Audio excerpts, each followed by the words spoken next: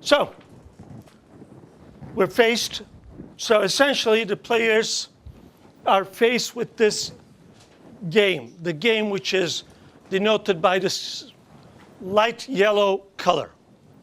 Okay? But then they can keep thinking, you know, if they're restricted on this game. First of all, when they're restricted on this game, does player one have a dominant strategy? So just look at this region. Well, the best response of player one would not change if you look at the indifference curves. Okay? So that's the best response of player one. Because the intersection of the best responses is empty, player one does not have a dominant strategy, and hence no strict dominant strategy. So in this game, does he have any strategies which are dominated? Which are? You mean this point? So your friend claims that any strategy in this region is dominated by what? By this strategy, right? Actually, maybe we can just concentrate on that region. If we concentrate on that region, this is the picture that we get. Let me use this now. What happened? Okay. So if we look at it, here, the peak of the indifference curve is here. Okay. And the peak, as we move to the right, the peak moves to the right. And just by inspecting the picture, you can see that, you see, any strategy in this region is dominated by the strategy which corresponds to this point. Okay? And then I can do the same exercise for player two. You see, anything in this region for player one is dominated by this strategy. Anything in this region, looking at the indifference curves again. Learn how to read indifference curves. They are very strong tools for an economist. Okay? So all these strategies of player two are strictly dominated. All these strategies of player one are strictly dominated. So again, player one knows that player two is rational. Player one is rational. Player one knows that player two is rational. The same thing works for player two. And player one knows that player two knows that player one knows that player two knows, and so on. So when we keep going on like that, we're restricted to this region. And guess what's going to happen in the next step? This time when I look at the indifference curves, any strategy in this region is going to be dominated by this strategy of player one in this reduced game. And the same thing here. When I look at the indifference curves, the peak moves in this direction. Okay? So any strategy of player two in this region is dominated by the strategy of player two in the reduced game. And if we keep going on like that, actually I'll go to the other picture. If we keep going, so this was the game that we were left with at the initial step. At the second step, this is the region that we're restricted. In the third step, this is the region. And if we keep going on like that, we're going to converge to this point. Okay? So if they iteratively keep eliminating strictly dominated strategies, the strategy of player one that will survive will be the strategy that corresponds to this point. The strategy that will survive will be the strategy of player two that corresponds to this point. Okay? By the way, I do recommend that you do the mathematics of this.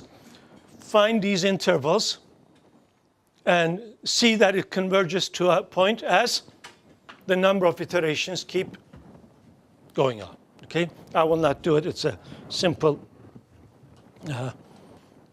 arithmetic operation. I'll leave that to you. All you have to do is keep finding these intersection points with this line. Okay? Okay? Any questions? Sure. Sorry?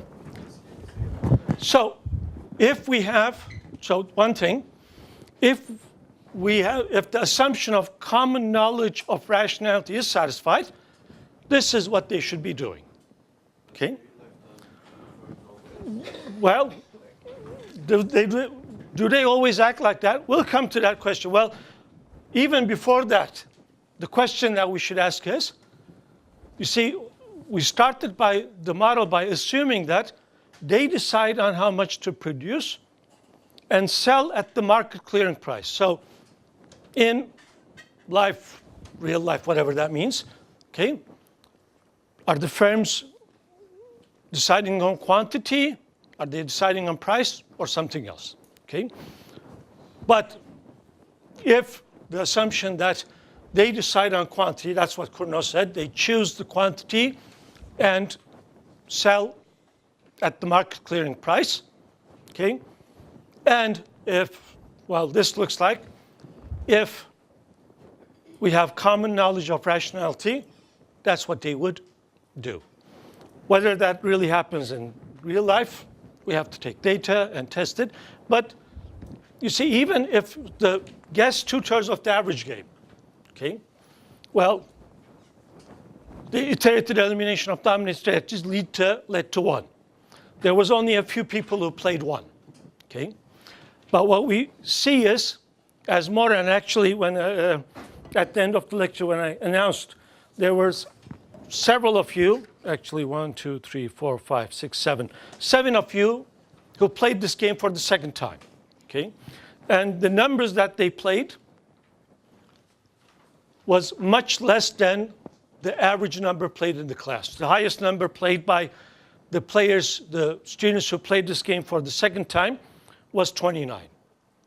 Whereas, and the median was 15. Whereas the median for the overall class was, I had it somewhere here. The median for the overall class was 32. Okay? So, as people play this game, they learn about the game. I think some of the people didn't really understand the game because they played really high numbers. But as people play this game, they also learn about their opponents. And they also learn that their opponents are also learning. Okay? So it converges. So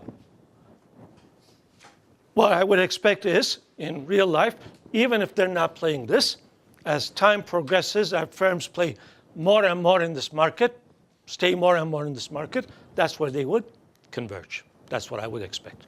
Okay? Any other questions? Okay. Now, this point is a special point. We could have arrived to this point without using iterative elimination of dominator strategies. So, firm 1. Okay, let's keep this picture. Firm 1. Tomorrow the market is going to start and he will have to decide on how much to produce. Okay? He doesn't know what firm 2 would do, but if he starts, well, if he says, I believe that firm 2 will produce this much. Actually, let me put this away and work on here.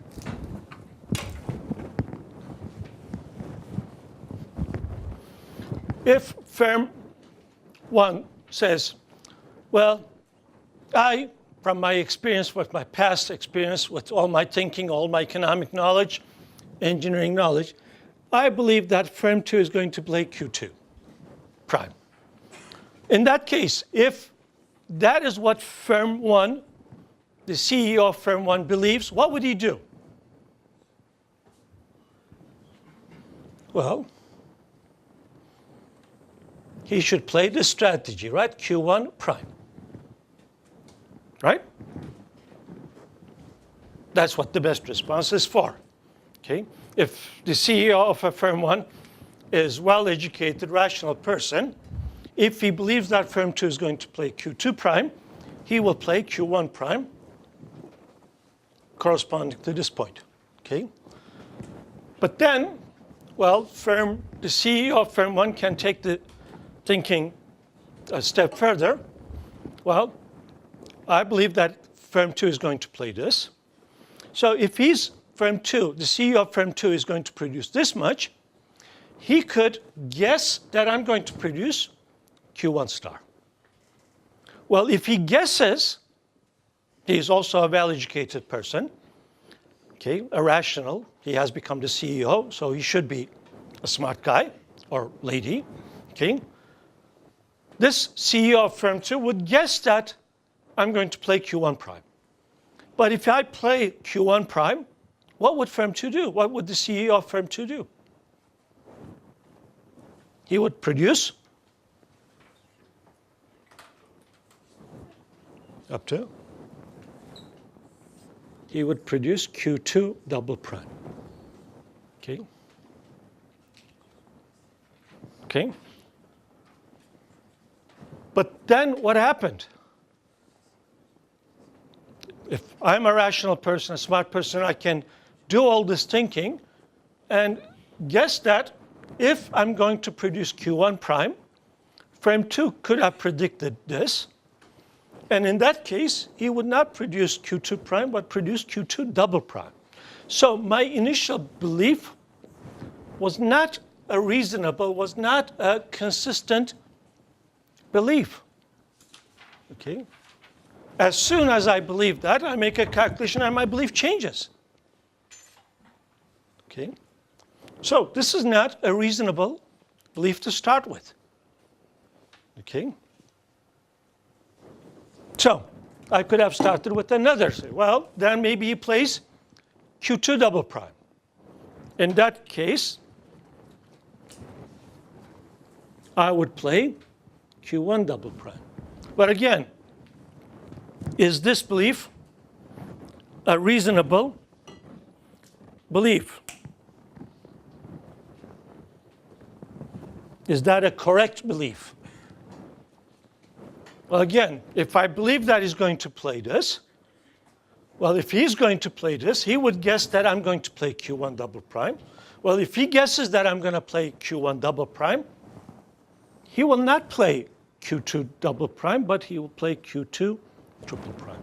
Again, this is not a correct belief. As soon as I believe that, I change my belief. Okay. So, for this process to be a reasonable process, to terminate a nice point, my belief should be a correct belief. And my action should be an optimal action corresponding to that belief.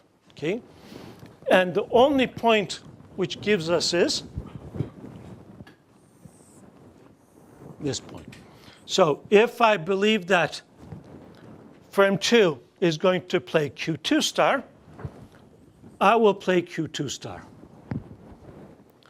But if firm 2 is planning to play Q2 star, he can calculate that I'm going to play Q1 star. But if he calculates, so he would believe that I'm going to play Q1 star. If he believes that I'm going to play Q1 star, what would he do? Play Q2 star. So my belief was a correct belief. And my response to that was a best response. Okay? So, kind of skipping this iterative elimination of dominated or strictly dominated strategies, I can formulate the following. Well, before formulating, let's give it a name. Okay? So, by the way, the same thing works for player 2. If player 2 believes that I'm going to play Q1 star, he will play Q2 star. He would plan on playing Q2 star, but he would guess that I would guess that he's going to play Q2 star, and hence he would conclude that I'm going to play Q1 star. So his belief would be a correct belief. Okay? Such a strategy profile we call a Nash equilibrium, or with our terminology, the terminology that we're going to use in this class is called a Nash equilibrium. Okay? So for any game,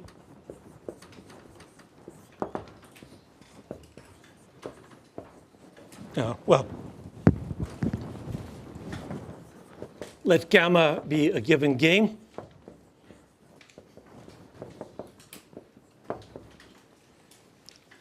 let's use numeric representations from this point on. A strategy profile.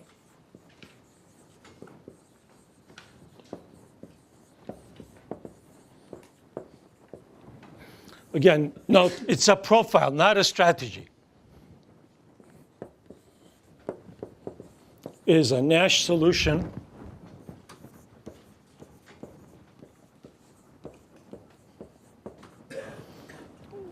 many people also call the Nash Equilibrium of gamma if and only if for any I in n, Si star is a best response of player I to S minus I star. That's small s minus I. Or alternatively, for any I in n, for any Si in capital Si, Ui of Si star S minus I star is greater or equal to Ui of Si S minus I star. Okay, they say the same thing. Okay? That's what we call a Nash equilibrium of a game, Nash solution of a game. Okay? So one interpretation of this Nash solution concept is, for player I have a belief that my opponents are going to play according to S star. I play my best response to their strategies under S star. Okay? And since this holds for every I in n, this holds for the other agents too. So it holds for S. J star is a best response for if agent I to S minus J star. So this part says that I'm going to respond in a rational way. I'm going to maximize my payoff given my belief. And this part says that my belief is a correct belief. Okay? Another way to say that's after we make this play, we don't regret what we have done. Okay, each player does not regret playing according to S star. Okay? Okay. Another way to interpret this is, well, you're going to play this game. Some outside person, a third person, comes in and says to both CEOs, firm 1 should produce Q1 star, firm 2 should produce Q2 star.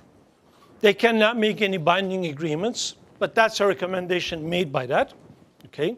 So the next day when they go open their business, they're going to decide on how much to produce. Well, if firm 1 believes that firm 2 is going to follow the recommendation, firm 1 will also follow the recommendation.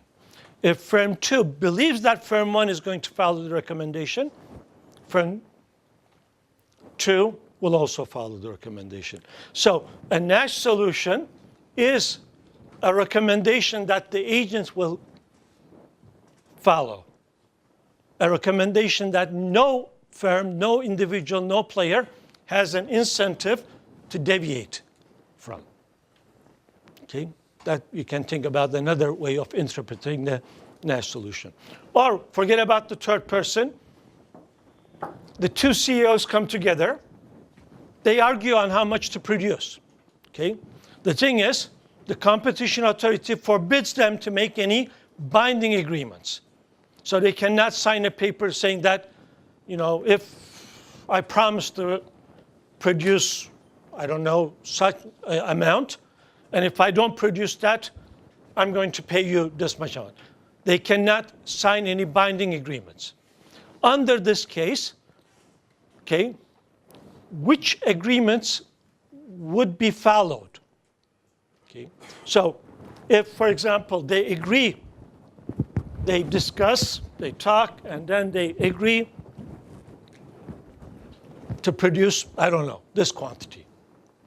Okay, so firm 1 says I'm going to produce this much. Firm 2 says, I'm going to produce this much. They shake hands and leave the table. The next day when the business starts, what would firm 1 do? Well, there's no binding agreements. He said, I'm going to play this. But there's no cost associated with not following the promise, right? So if I'm firm 1 and I know that, I believe that my opponent will follow our agreement, then this is not what I would produce. This is what I would produce. The same thing is true for player 2, for firm 2. Okay. So a Nash solution is an agreement without any binding contracts that none of the individuals, in this case firms, has an incentive to deviate. Okay? So far, so good? So far, so good? So, there are many interpretations, but that's the formula. That's how we find the Nash solution. Okay? That's mathematically what we do. Again, best responses are a very useful tool. Okay? So, best responses is useful for finding strictly dominant strategies, and also Nash solutions. Okay? And graphically, how do we find it? It's the point where this condition says that's the strategy profile in which the graphs of the best responses intersect. Be careful about that. Some students take this as the best responses intersect. It's not, the best responses cannot B1 of Q1 star intersection B2 of Q2 star is equal to what? It's empty, right? This is a subset of S1. This is a subset of S2. Even though this is a set of real numbers, this is a set of real numbers, the intersection of these two sets is empty. These are actions that belong to player 1. These are actions that belong to player 2. They have nothing in common. So what is intersecting is the graphs are intersecting. Okay? That's how you find the Nash solutions of a game.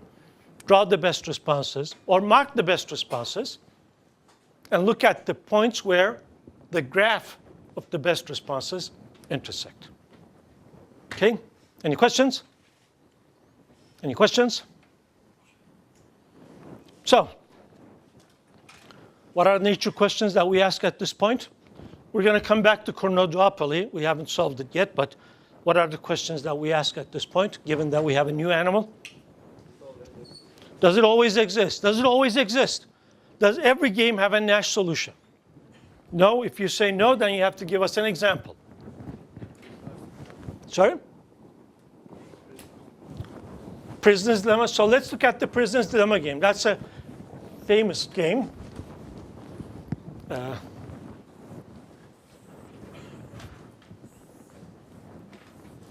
C, D, C, D. What were the payoffs that we used? I keep forgetting always. So, well, let's use simple numbers. Let's forget about the minuses. So here it was. Well, minus 5. And then what do we have here? Minus 1. Minus 10. Minus 10, minus 1. And then? Minus 2. Okay. So, again, when we look at the definition of Nash solution concept, I just erased it, but best responses is a powerful tool. So what I would do is mark the best responses to see the best. Well, we have already done that, but let me do it again. To see the best response of player 1 is to play C. The best response of player 1 to D is to play C. And then we do the same thing for player 2. And when we look at it, the graphs, the visualizations of the best responses intersect at CC, which means the Nash solutions of this game is the set which contains only CC. So it's not empty. By the way, we will use this script N to denote the Nash solutions of the game gamma. So gamma the set of Nash solutions of the prisoner's dilemma game is the set which contains only CC. So this example did not work. Sorry?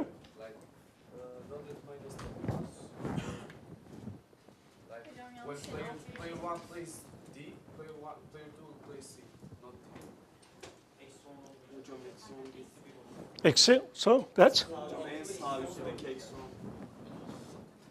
mine.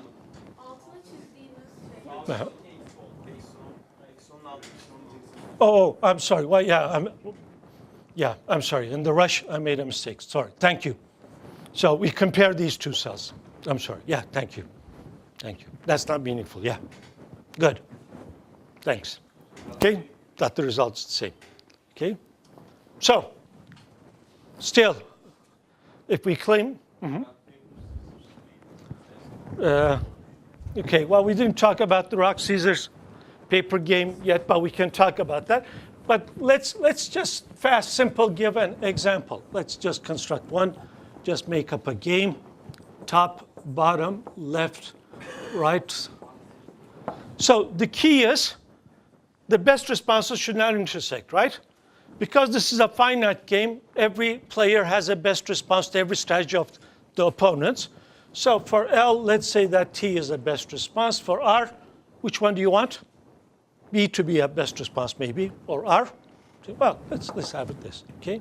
So the thing is, I don't want the best responses to intersect, so the best response of player 1 to T should not be, so that's not good, should not be the best response of player 2 to the strategy T of player 1 shouldn't, what am I saying?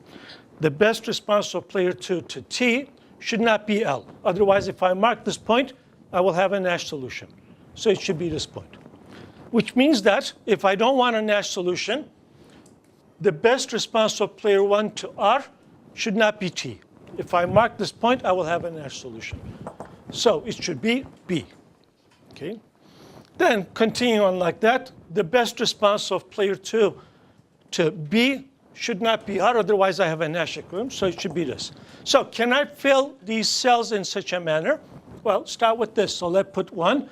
If I want T to be a best response but not B, put a number smaller than 1. And then put a number here, something smaller. Put a number here, something smaller. Put a number here, something smaller. Okay? So this is a game which does not have a Nash solution. Okay. So not every game has a Nash solution, and actually we will try to find conditions which guarantees the existence of Nash solutions. So that's question number 1 we should ask, and we asked, and the answer was, unfortunately, negative. Not every game has a Nash solution. What is the next natural question you should ask? When there exists, can it be more than 1? And the answer is? No, yes. How many say when there is a Nash solution, it's unique? They can overlap in more than one place. So maybe, if I had the best responses like this, both these two strategy profiles, of course, would be a Nash solution. Can I fill in the cells in this manner? Well, yes. For example, take it like this, right? So 1, 1. Oh, I'm sorry. That's a 1. Yeah. Okay. Thank you. Okay. So this game has 2 Nash solutions. Okay. And actually, I could even make it 3 or 4. Okay. So that's again bad news. Some games can have more than 1 Nash solution. So when you're making predictions or prescriptions, you might be making a prediction which says, they can play this or that. And I don't know which one will happen. Okay? So what else? What is the next question we ask? Sorry? Under what conditions is it unique? So that could be an interesting question. What else? Again, every time you have a new animal, you should ask, how is it related with the things that exist before? So we started with strictly dominant strategy solution concept, which was a very reasonable solution concept. Okay? So one of the things that we should ask is, how is it related with strict dominant strategy solution concept and dominant strategy solution concept? What is the relation?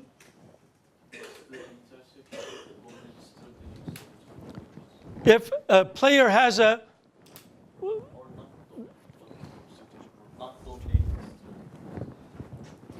so let's go step by step.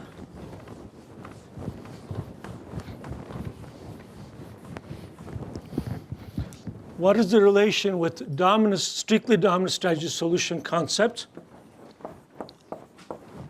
What is the relation between the strictly dominant strategy solutions of the game gamma and the Nash solutions of the game gamma? If there is any, maybe there is none.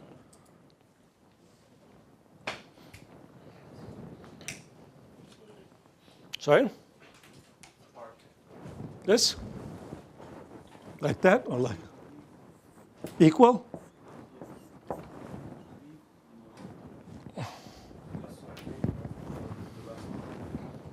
It's this? There can be more than. So first of all, we know that every game has a unique, strictly dominant strategy solution. Okay. So first of all, when it doesn't exist, this is empty. An empty set is a subset of any set. So when this is empty, the condition holds trivially. When it's not empty, what happens? So exactly, you see, pictures are powerful too. So your friend immediately visualized it as a picture.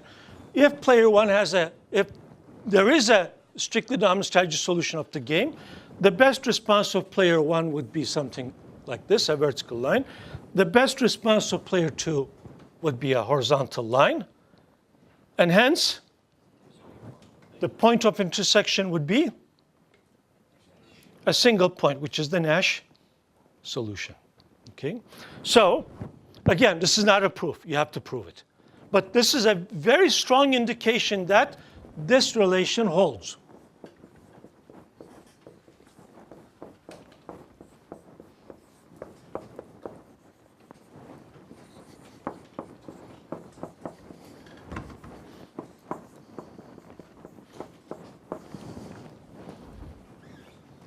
Okay? So far, so good? Okay? You have to prove it. It's true.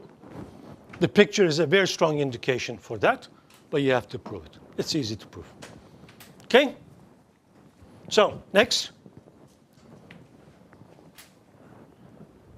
You see the power of pictures. Next. The relation with dominant strategy. What is the relation with dominant strategies?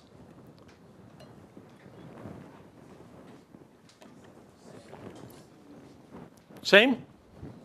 So, how many say it's the same? That is, we have this statement. How many say, yes, this holds?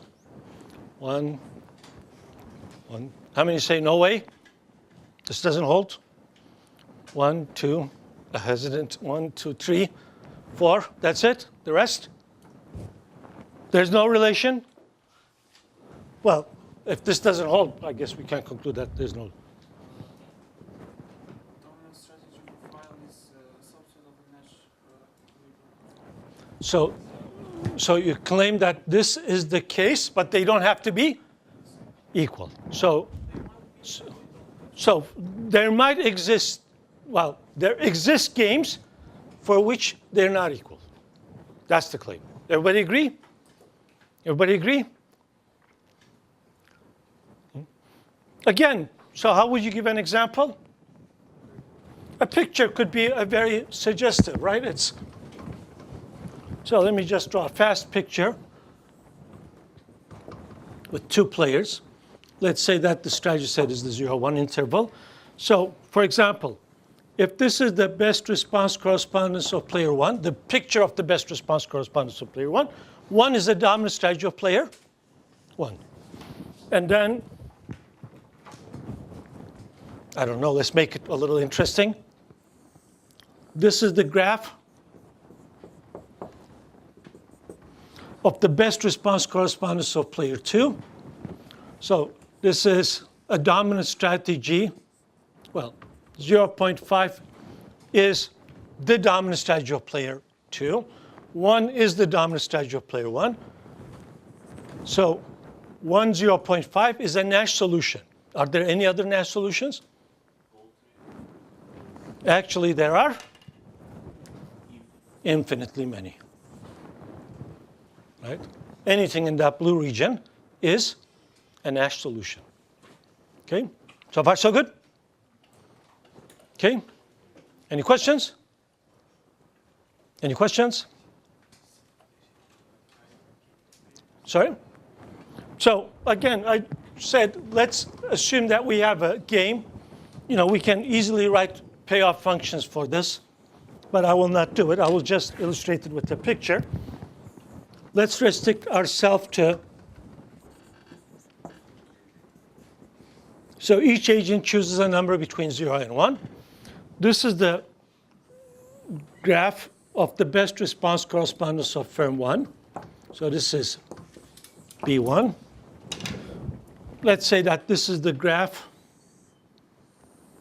of the best response correspondence of firm 2. So that's the picture of B2.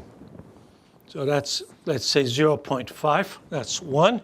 So dominant strategy solutions of this game, when you look at vertical lines, the only vertical line that lies in the graph of the best response correspondence is the line from 1, which means that 1 is the dominant strategy for player 1. And then we'll look at horizontal lines, and from those lines we conclude that 0.5 is the dominant strategy of player 2. Hence, this is the dominant strategy solutions of this game, the game where best responses are of this form. Okay? Now, what can I say about the Nash solutions? Well, the Nash solutions were the strategy profiles which was in the intersection of the graphs. Be careful, I don't say intersection of the best responses. Intersections of the graphs of the best responses. So all these points are Nash solutions. Why? Take this point. Let's this S1 star, let this be S2 star. Okay? So looking at this picture, we conclude that S2 star is a best response of player 1 to S1 star. Why? Because this point is in the red region. S1 star is also a best response of player 1 to S2 star. Why? It's in the blue region. Okay? So because of this, S1 star, S2 star is a Nash solution of this game.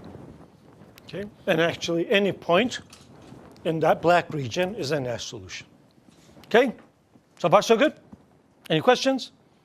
Okay? So that's what we have. Okay? So it's subset, but the Nash solutions could be much larger. Okay? Any questions? So what is the next question? Sorry? What do you mean by optimal? Oh, good. So the next question could be, another animal we had was Pareto efficiency. So our Nash solution is always Pareto efficient. That's actually what Adam Smith would hope for. Well, so there's a strong yes and a strong no.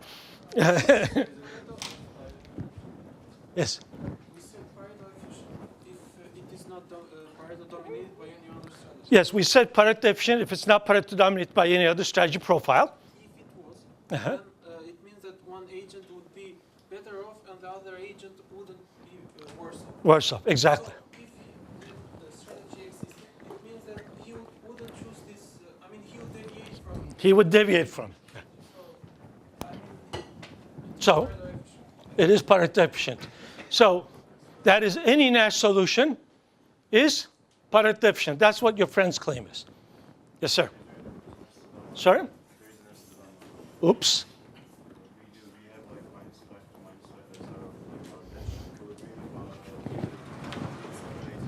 Very good. He caught you bad. We showed that actually the Nash solution of this game is CC. And actually, this was the only solution which was not Pareto efficient in the prisoner's dilemma game. So, Nash equilibrium, thank you, need not be Pareto efficient. But maybe you had this in mind. Maybe it works here. Does it? So, given our time limit, did I give the attendance sheet? No, I didn't. I forgot it again. Did I? Yes, I did. Okay. I forgot that I gave it out. I forgot. Yeah, anyhow. Okay. So I'm going to ask one question for you to think about and then talk about the Pareto efficiency. I don't want to forget it. So we found the relation between strict dominant and Nash, dominant and Nash. My next question would be, our Nash strategy, our strategies in a Nash solution, strategies of the agents in a Nash solution, always undominated. That is, can a Nash strategy consist of dominated strategies of the players? Okay. So let me write it in the language of mathematics.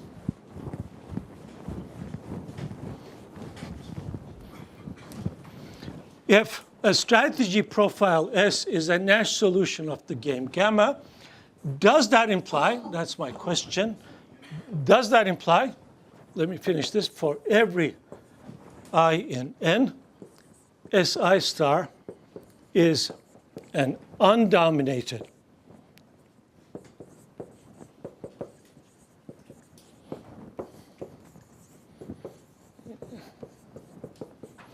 of player I, is an undominated strategy of player I. Is the statement true? Okay. Well, we know that if there is